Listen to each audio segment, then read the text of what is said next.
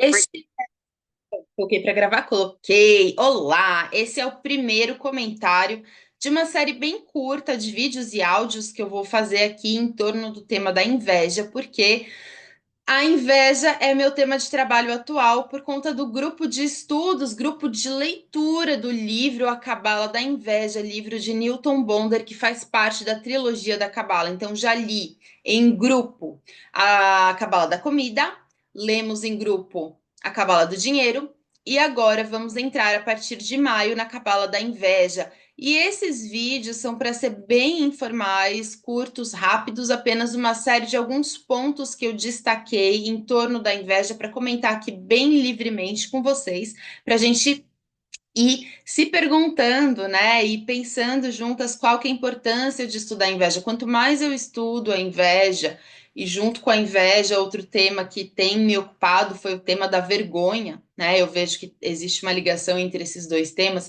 mas eu me dou conta do quanto que é importante a gente investigar esse sentimento para a gente entender melhor para onde está apontando, né, este farol que nos orienta aqui nas nossas vidas. E hoje eu queria falar sobre a sensação de atraso, que é uma sensação que ela desperta, né, uma inveja, ou ela às vezes até decorrente da inveja, não tem muito, né? Quem nasceu primeiro, o ovo ou a galinha, a gente olha para o outro e se sente inferior. E o tipo de sensação de inferioridade que eu queria falar hoje é essa sensação horrível, muito dolorosa de estar atrasada na própria vida. Quer dizer, eu cheguei numa certa idade, eu cheguei num certo ponto e eu acho que eu deveria ter conseguido uma série de coisas, ter alcançado uma série de coisas e eu olho para minha própria vida e vejo que não consegui, não alcancei. E isso me dá uma sensação horrível, né? Uma sensação de frustração muito grande. Mas se eu falo para você, né? Ó, eu vou chegar lá às 3 da tarde e eu chego às 3h15, existe um parâmetro, existe um ponto de referência a partir do qual eu estou considerando que eu estou atrasada, né? Que nesse caso do meu exemplo, 3 da tarde. Então, 3 da tarde é o nosso ponto de referência.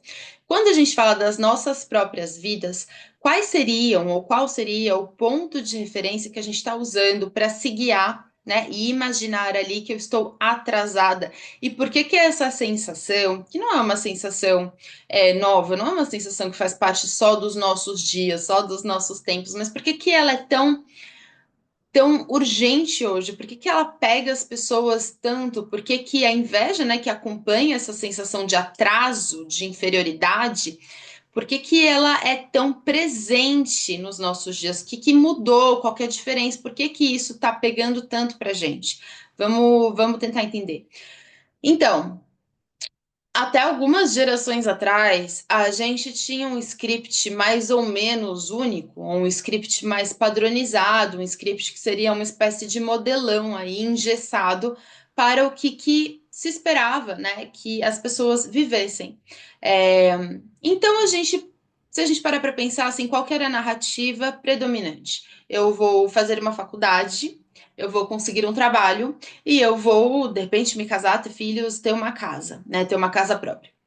Acho que essa é uma narrativa que todo mundo conhece, é uma narrativa que serviu de modelo e que tem alguns itens ali no seu checklist que são bem reconhecíveis de você ticar.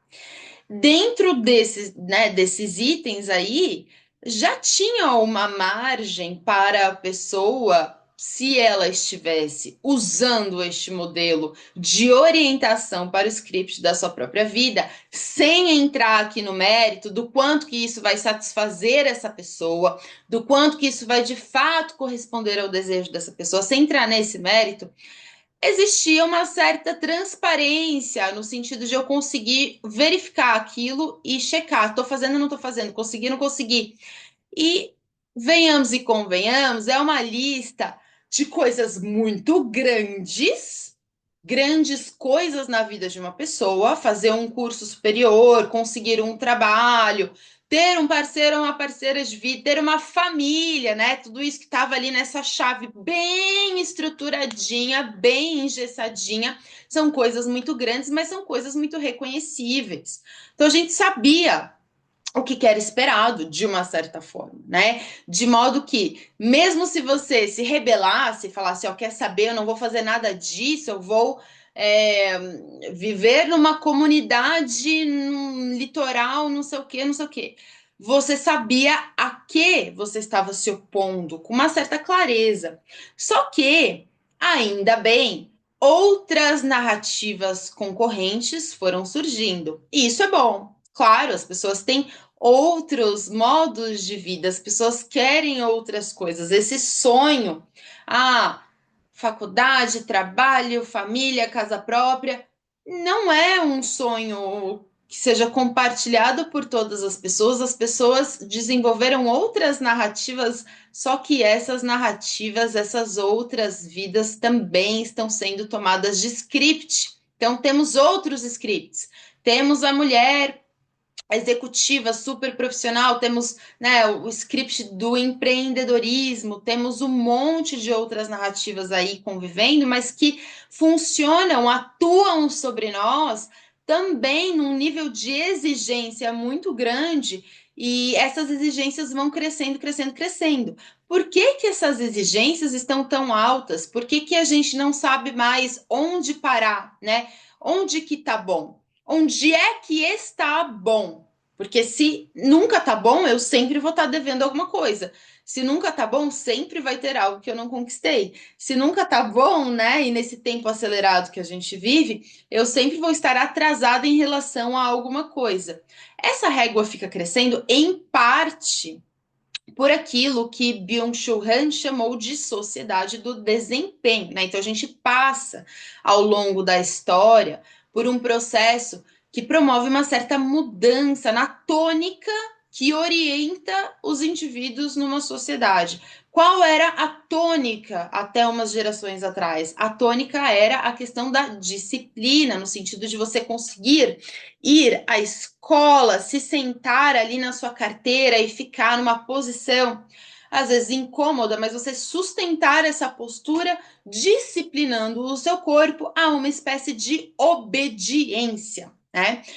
Só que este modelo foi passando por transformações e hoje a gente vive isso que é chamado de uma sociedade do desempenho. Então, o que conta aqui é eu conseguir fazer mais e mais e mais. Eu produzir mais e mais e mais. É a tal da coisa do trabalhe enquanto eles dormem, né? Então, você ficar ali se autoexplorando como se isso fosse uma garantia de uma realização que vai te trazer felicidade, plenitude, bem-estar. É isso que vale.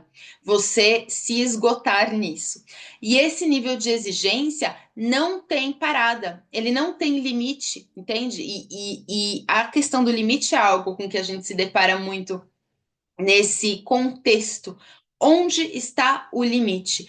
Tem um livro, né, que se chama Psicologia Financeira, que é um livro que eu usei de material complementar para preparar algumas coisas para as meninas quando a gente estava lendo A Cabala do Dinheiro. E nesse livro tem um pontinho ali que o autor fala sobre a questão da suficiência, né? E ele fala sobre como no nosso modelo econômico, tem duas coisas que acontecem muito, que é a geração de riqueza e pobreza e a geração de inveja também, porque as pessoas acabam sendo identificadas, né, e lidas a partir daquilo que elas têm, né, a partir daquilo que elas compram, que elas colecionam, que elas usam ali como representação de um poder, de um status, e a gente perde a noção da suficiência, do quanto fazer, de quanto dinheiro ter. Ele usa isso para falar, por exemplo, de pessoas que são bilionárias, pessoas que já eram bilionárias e que se arriscaram muito e que muitas vezes perderam todo o seu patrimônio para conseguir mais dinheiro. E você para e você olha e você pensa, poxa, mas a pessoa já era bilionária, que é um negócio dificílimo de dimensionar a quantidade de dinheiro que isso é. o que que motivou a pessoa a querer mais, né? O que que faz a pessoa a agir de modo a se arriscar sem necessidade, né?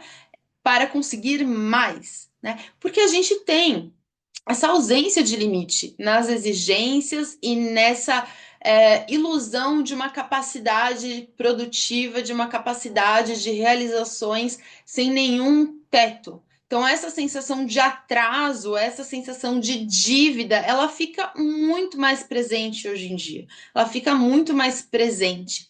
Nós temos as nossas idealizações, né? Então, a gente idealiza, a gente constrói um modelo de si mesmo idealizado e a gente não alcança esse modelo e com isso a gente se frustra, né? A gente não consegue alcançar e a gente se frustra. Uma coisa é a gente tentar alcançar algo que tem ali alguns elementos pré-determinados, sem muita margem para ampliar, né? Que seria o caso de um modelo mais engessadinho.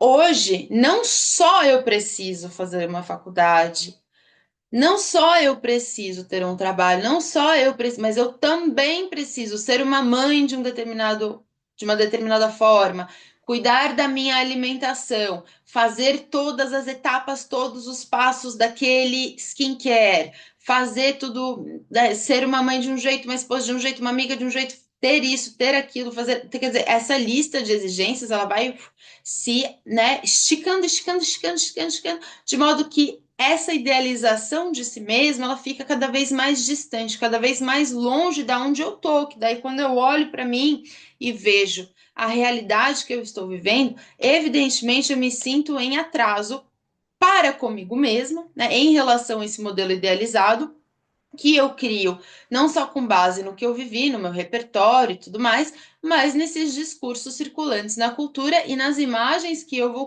consumindo, principalmente, né, hoje em dia, em rede social. Aí eu olho para o meu vizinho, eu olho para a pessoa que está ali e essa pessoa parece ter conquistado tudo aquilo que eu não consegui conquistar. E aí isso pode suscitar essa sensação tão forte de inveja que vem junto com um sentimento de injustiça. Eu fiz tudo certinho. Eu fiz tudo que eu devia ter feito. Eu também fui para a faculdade. Eu também acordei às 4 da manhã. Eu também fui fazer tal coisa.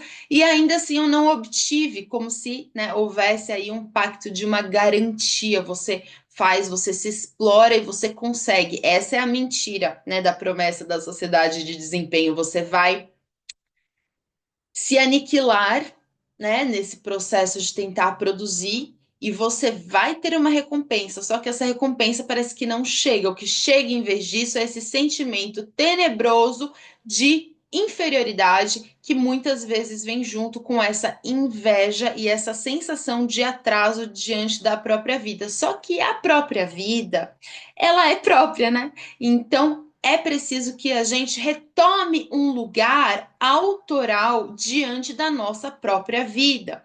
Quando a gente está agindo guiados pela inveja, a gente está se permitindo determinar a partir do outro, sim?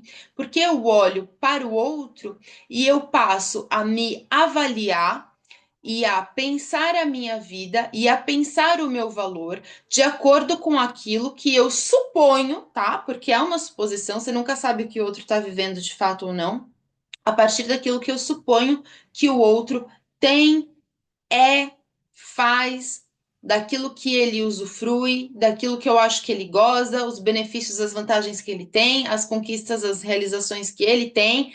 E aí, com isso, eu me deixo determinar por este outro, né?